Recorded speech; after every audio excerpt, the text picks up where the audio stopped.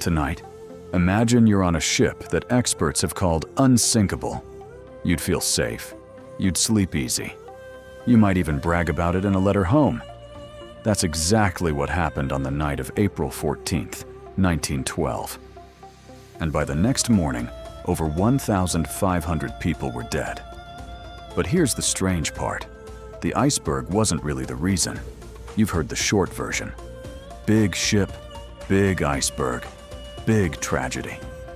But the real story is a chain of small human choices, each one reasonable on its own, that stacked into disaster. And once you see the chain, you'll never look at Unsinkable the same way again. Let's start with the ship itself. The Titanic had 16 watertight compartments. Engineers believed the ship could stay afloat even if 4 of them flooded. That's not marketing spin. It was solid math for its time. The flaw wasn't the design. It was what the design made people feel. You start to trust a system so much that you stop questioning it. That's not a flaw in 1912 engineering. That's a flaw in how your brain works right now. Psychologists call this normalcy bias. Your mind assumes tomorrow will look like today, right up until it doesn't. That bias shows up everywhere on this ship. Ice warnings came in all day on April 14th, 6 of them from nearby ships, describing pack ice and icebergs directly in the Titanic's path. The wireless operators were busy. Passenger telegrams were paying customers. Warnings were just traffic. One warning never even reached the bridge. It sat in a pile, waiting. Now picture the lookout. No binoculars.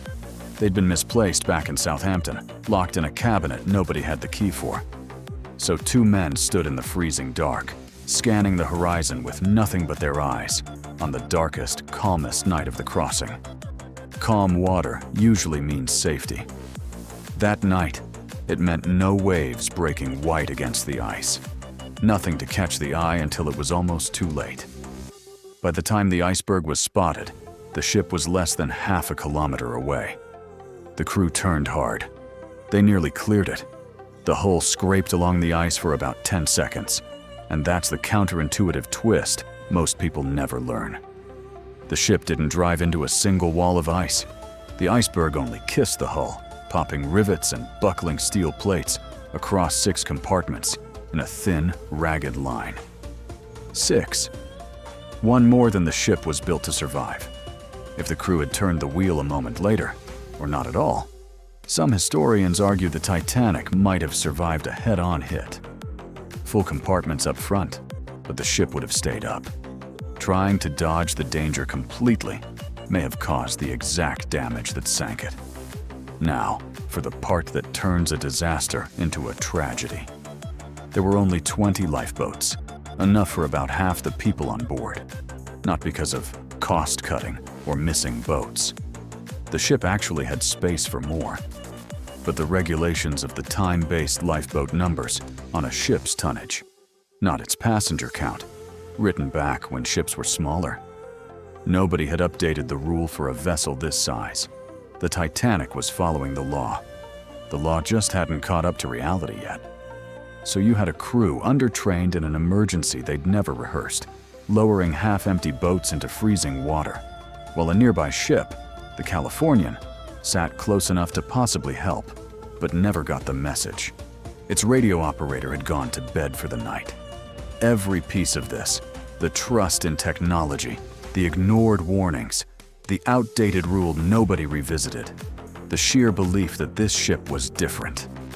None of it was one person's fault. It was 100 small, human, reasonable decisions, agreeing with each other in the dark. And that's the part that should sit with you. You still do this. You trust the app that's never crashed before. You skip the warning because you've skipped it 100 times and nothing happened. You follow the rule because it's the rule, not because anyone checked if it still made sense. The Titanic didn't sink because nobody was paying attention. It sank because everybody was paying attention to something slightly wrong. Tonight, you'll probably trust something you shouldn't question quite so easily. Just remember what unsinkable actually meant.